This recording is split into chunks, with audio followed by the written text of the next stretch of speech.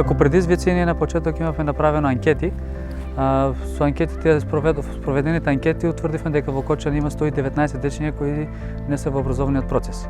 Од тие, значи, МЦГО сега стипендира 11 дечиња во општина Кочани. Јас сум локален координатор и имавме доста предизвици, бидејќи бројката е огромна и проблемите се не се наидени од вчера, значи проблемите се долгогодишни.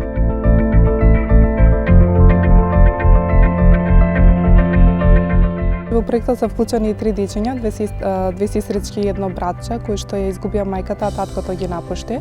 За нив грижата ја превзема нивната тетка по мајка, со која што живеат во тешки материјални услови.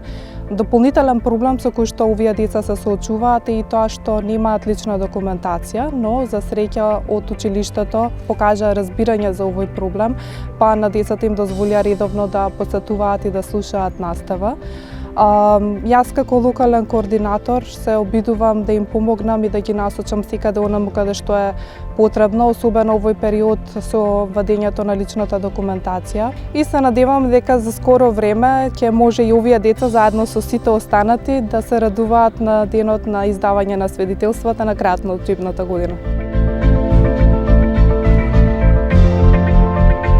Со поддршка на проектот успеавме да обезбедиме стипендии за ученици кои се од социјално загрозени семејства.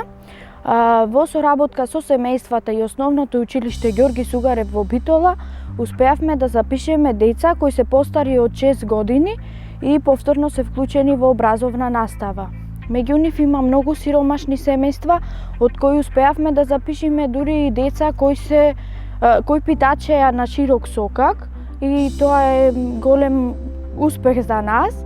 Успеавме да обезбедиме насмевка на лицата на тие деца, исто така и на родителите, затоа што со поддршка на тие стипендии ние успеваме да обезбедиме училишен прибор за децата, облека, чевли.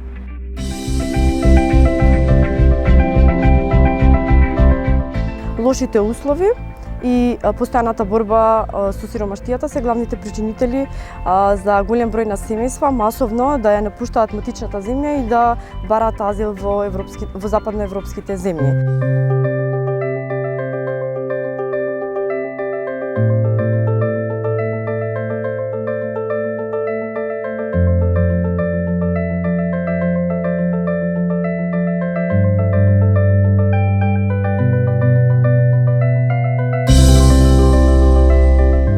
Ова програма предвидува финансиска поддршка за реализација на ученичките активности кои ќе бидат насочени кон процесот на интеркултурно учење и интеграција. Исто тоа ќе ја поддржат инклузијата на децата кои се надвор од училиште во образовниот процес.